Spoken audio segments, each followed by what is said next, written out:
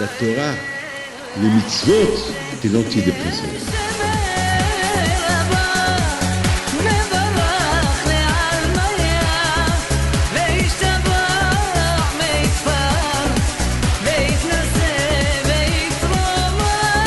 Moray Rabotai, avec la permission d'Hachem, Be'ezat Hachem, cette semaine c'est Matan Torah. On se prépare tous à Matan Torah.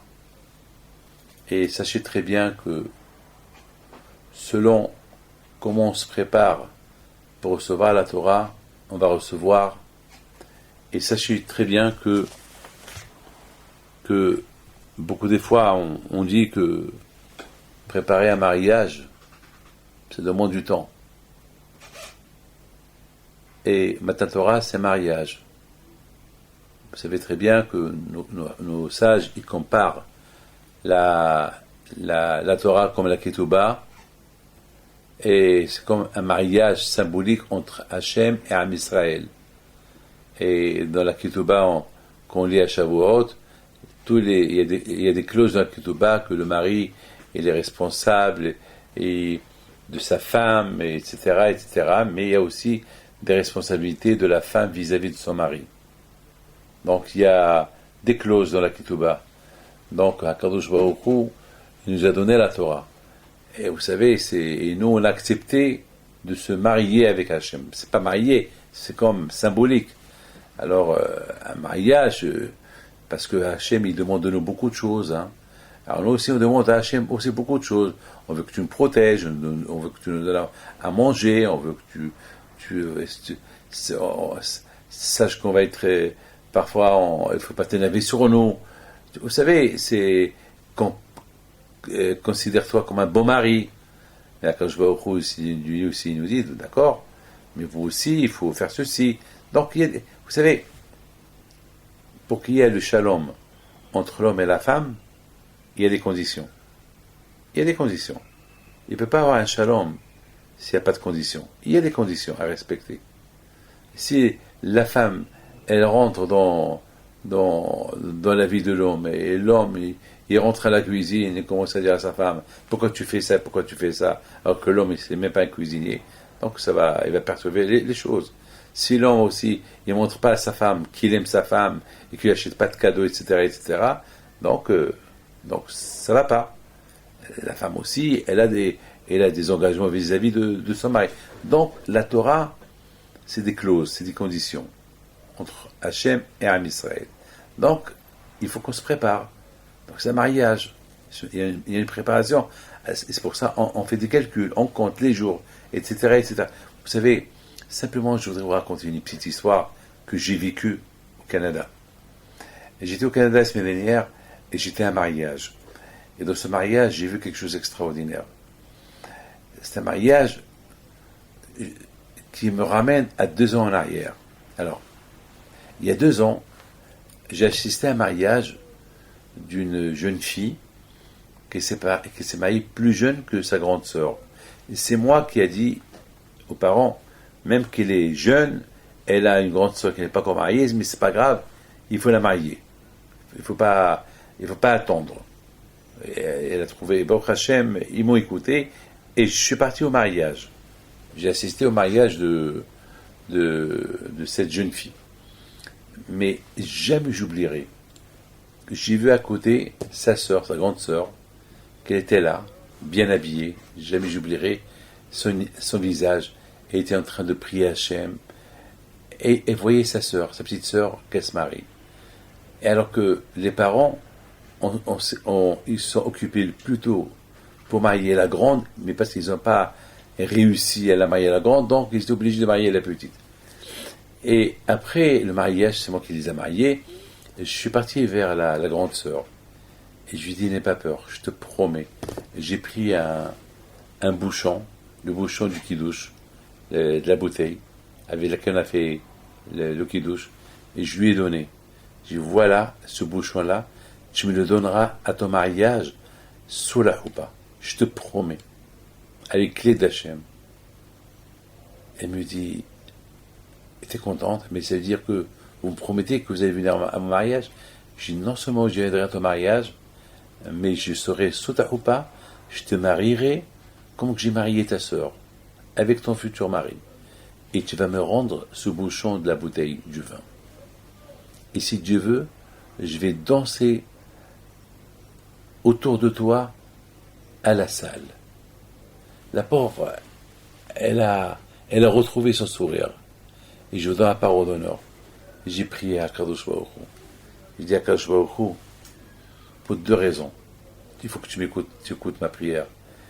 C'est parce que, première chose, j'ai misé toute la émouna de cette fille dans les paroles que je lui ai dit. Et deuxième chose, fais-moi plaisir Hachem.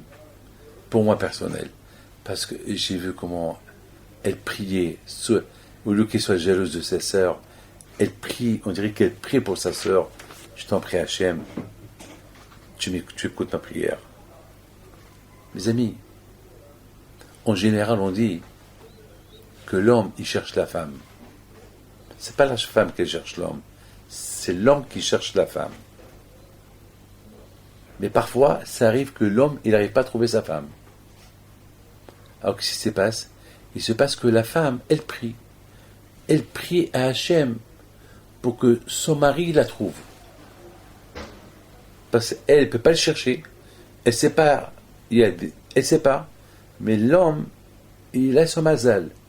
Donc, la femme, elle prie à Hachem. Et la façon qu'elle va prier à Kadosh Baruch Hu, Hachem, que je ne me marie pas avec celui qui n'est pas mon mazal. Je veux que celui que toi, Hachem, tu as désigné pour moi, je veux qu'il me trouve. Et donc, c'est-à-dire qu'à travers la prière de la femme, elle peut rapprocher son mazal. D'ailleurs, on dit dans la Torah, Bishrut Nashim Tzadkaniot, grâce aux femmes Tzadkaniot, les Juifs ont été libérés de l'Égypte. Grâce aux femmes, pourquoi? Pourquoi il n'y a pas de tzadikim? Pourquoi il n'y avait pas de tzadikim en Égypte? Pourquoi il n'y avait pas chez Lévi qu'ils étaient à Eretz Goshen en train d'étudier la Torah? Et pourquoi que grâce aux femmes? Eh bien justement, Rabotai, les femmes, le koach à eux, c'est qu'eux, ils peuvent rapprocher les choses. Les femmes, ils ont une force de prière. D'ailleurs, lorsque Hachem a donné la Torah, écoutez bien, hein, avant que Hachem a donné la Torah au Béni Israël, Hakadosh Baruch Hu, il a demandé à Moshe, va préparer les femmes avant de préparer les hommes pour recevoir la Torah. Pourquoi? Parce que c'est la femme le plus important chez Hakadosh Baruch Hu. Parce que si la femme, elle dit non, même si le mari il va accepter la Torah, ben la femme elle peut le détourner. La femme, elle a le courage de le détourner. C'est la raison pourquoi quand je a dit à Moshe Rabbeinu, tu vas l'expliquer. Si la femme, elle va bien comprendre, alors l'homme, il va être à sa mère. L'homme, il va écouter tout ce que sa femme elle va lui dire. Donc, il faut donner à la femme.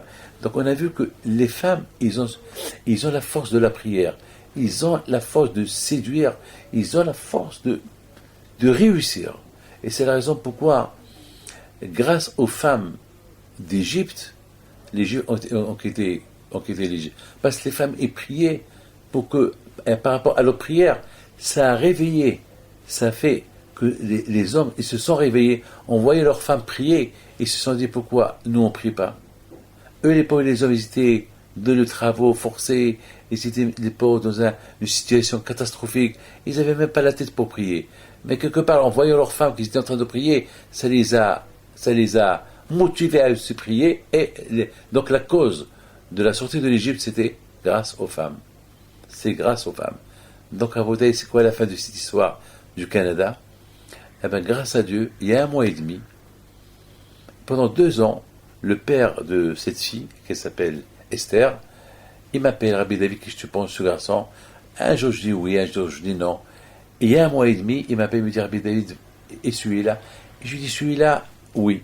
Et grâce à Dieu, après 1 mois et demi, c'était le couple idéal, Baruch Hashem.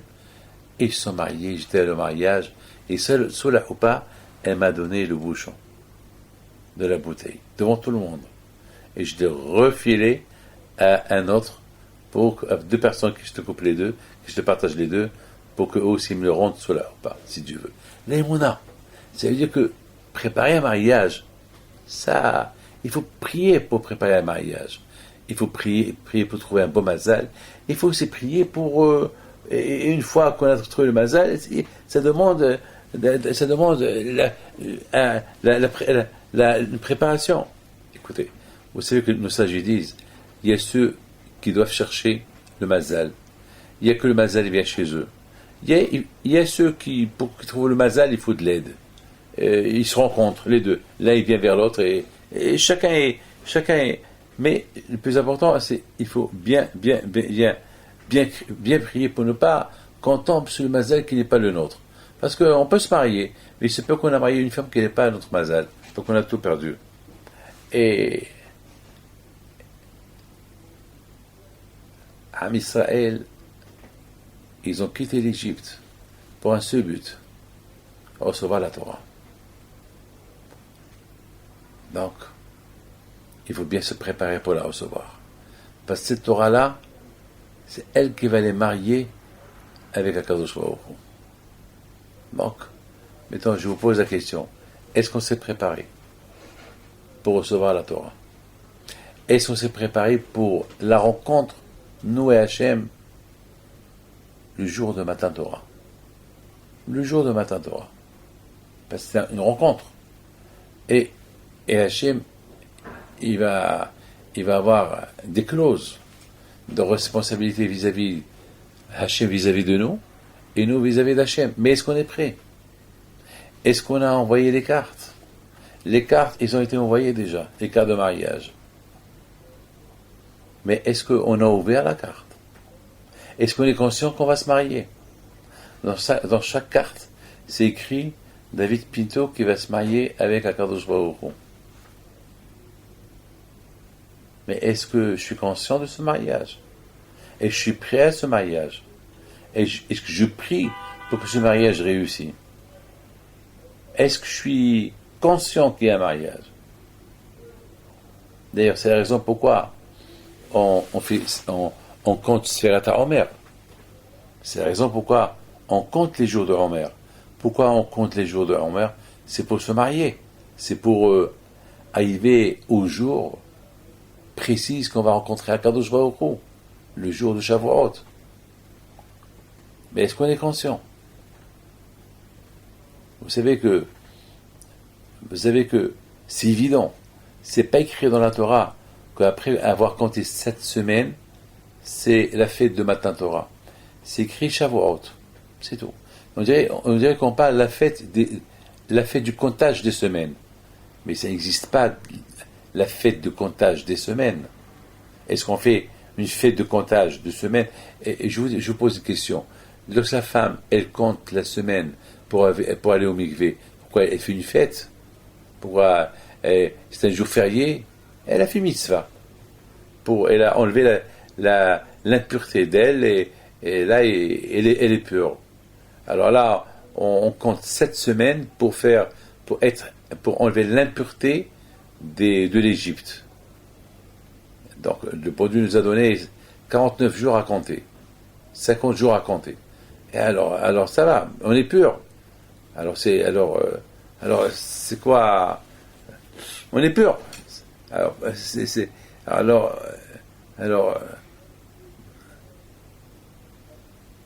pourquoi la Torah elle écrit pas que c'est Shavuot? On se purifie pour que Shavuot, comme cette femme-là, elle se purifie pour son mari. Et là, on se purifie pour être avec Hachem, pour recevoir la Torah. Non, on se purifie